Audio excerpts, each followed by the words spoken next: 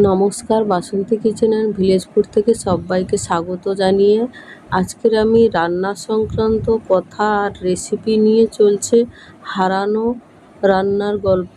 সেই বিভাগে একটি পদ বিষয়ে গল্প শোনান রন্ধন বিশেষজ্ঞ ও গবেষক শুভজিৎ ভট্টাচার্যের সঙ্গে থাকা সেই রান্নার রেসিপি ঝিঙের কৌড়া আজকের আমি বানিয়ে আপনাদেরকে দেখাবো। এটা খেতে যেমনই সুন্দর, বানাতেও খুব সুন্দর লাগে আর খুব কম খরচের মধ্যেও হয়ে যায়। তাহলে দেরি না করে বানিয়ে দেখানো যাক।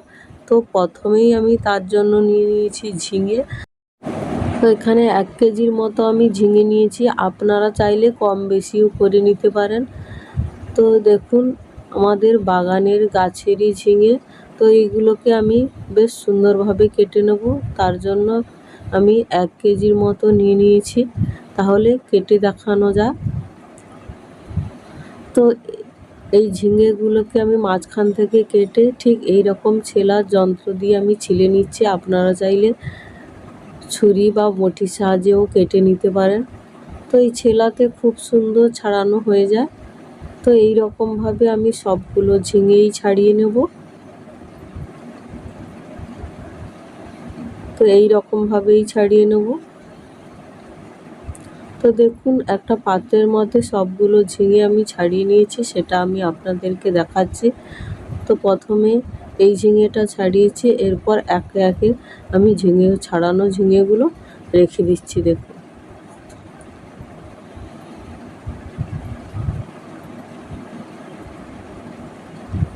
তো দেখুন এরপর কেটে দেখাচ্ছি। ঠিক এই রকম বড় সাইজ করে কেটে নিতে হবে, বা এর থেকে আরেকটু বড় করে কাটলে কোনো অসুবিধা নেই। তো সবগুলো ঝিঙে কাটা হয়ে গেছে।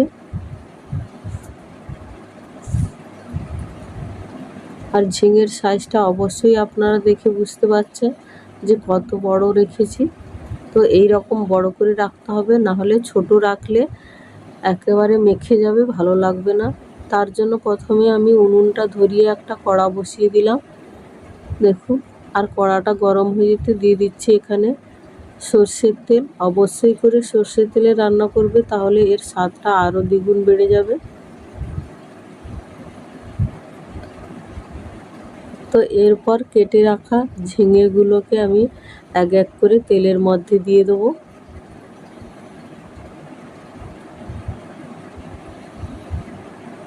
দেখুন, সবগুলো ঝিঙেই আমি তেলের মধ্যে দিয়ে দিচ্ছি।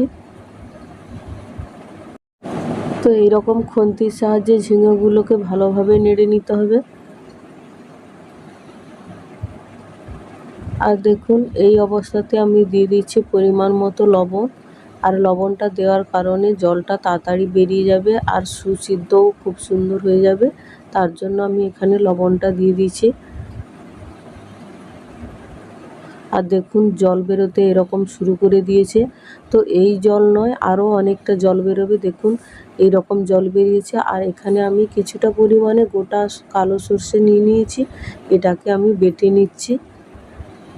তো এদিকে আমি দেখুন জলটাকে ঠিক এই রকমভাবে টানিয়ে নিচ্ছি আঁচের মধ্যে বসিয়ে বসিয়ে।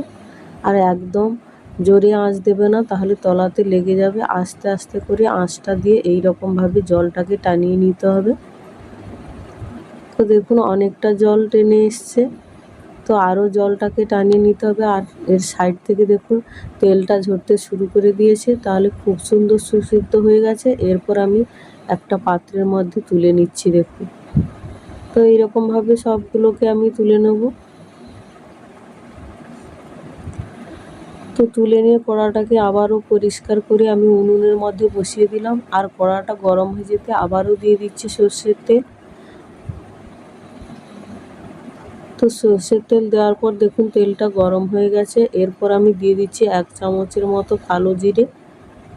আর দিয়ে দিচ্ছি চিড়ে রাখা কয়েকটা কাঁচা লঙ্কা।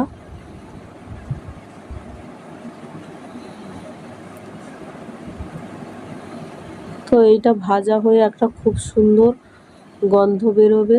আর দিয়ে দিচ্ছি 5 ফোড়ন, 1 চামচের মতো দিয়ে দিলাম।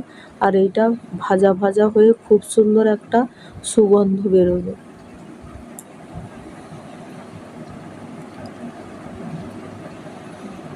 তো সুগন্ধ বেরোলে তো এটা খুবই স্বাদ হবে।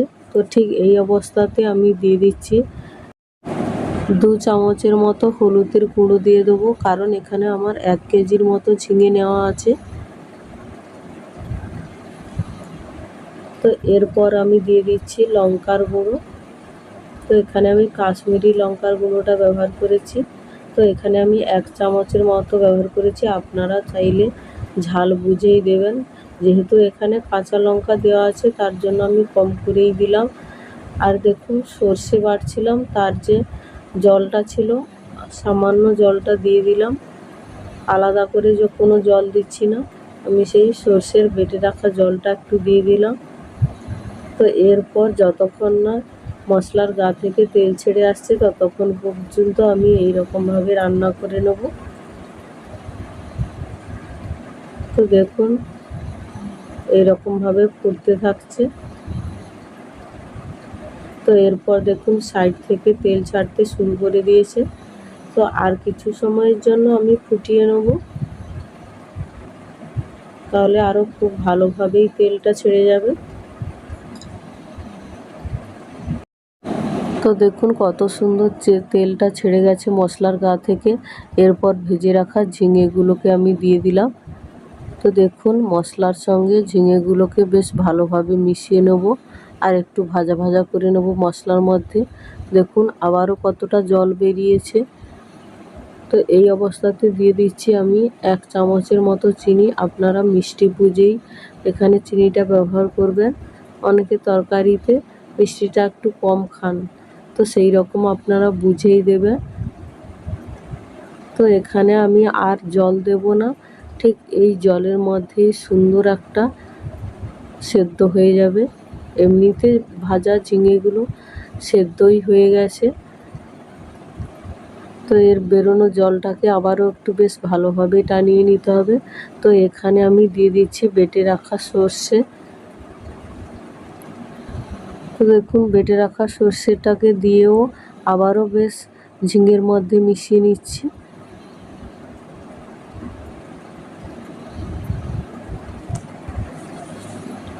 তো দেখুন খুব সুন্দরভাবে মিশে গেছে। তো আবারও কিছু সময়ের জন্য এইরকমভাবে ফুটতে দিতে হবে। আর এখনই দেখুন কালারটা কত সুন্দর লাগছে দেখতে, আর কত সুন্দরভাবে টেনে গেছে, দেখুন গা মাখা ভাব হয়ে গেছে। তো এরপর দেখুন আবারও একটু বেশ ভালোভাবে নাড়িয়ে নিচ্ছি। তো দেখুন জলটা টেনে কত সুন্দর হয়ে গেছে। এরপর ওপর থেকে আমি কাঁচা সর্ষের তেল 1 চামচের মতো দিয়ে দিলাম। তো আপনারা চাইলে চামচ দিয়েও দিয়ে দিতে পারেন। তো কাঁচা সর্ষের তেলটা অবশ্যই করে দিতে হবে। আর তেলটা দেওয়ার পর আবারও বেশ সুন্দরভাবে নাড়িয়ে নিচ্ছি দেখুন। আর এতটাই দেখতে লোভনীয় লাগছে, না বানালে বুঝতে পারবেন না। তো সম্পূর্ণ ঝিঙের কোড়াটা রেডি হয়ে গেছে। এরপর আমি ছাঁচার সাহায্যে দেখুন একটা পাত্রের মধ্যে তুলে নিচ্ছি। আর এইটা গরম ভাতে খেতে খুবই দুর্দান্ত লাগে। একবার বানিয়ে আপনারা দেখবেন, খেতে এত দুর্দান্ত লাগে মাছ মাংস ফেলে এই ঝিঙের কোড়াটা দিয়েই ভাত খাওয়া হয়ে যাবে। তো শুধু আমি বলছি না, আপনারা একবার বানিয়ে দেখবেন খেতে কত দুর্দান্ত লাগে। যেহেতু একজন রন্ধন বিশেষজ্ঞের রান্না, খেতে খুবই দুর্দান্ত লাগে। আর যদি এই রেসিপিটা ভালো লেগে থাকে লাইক কমেন্ট শেয়ার করবেন আর সাবস্ক্রাইব করে আমার পাশে থাকবেন। ভালো থাকবেন, সুস্থ থাকবেন। দেখা হচ্ছে আবারও কোনো এক নতুন রেসিপি নিয়ে। নমস্কার, আজকের মতো এখানেই বিদায় নিচ্ছি।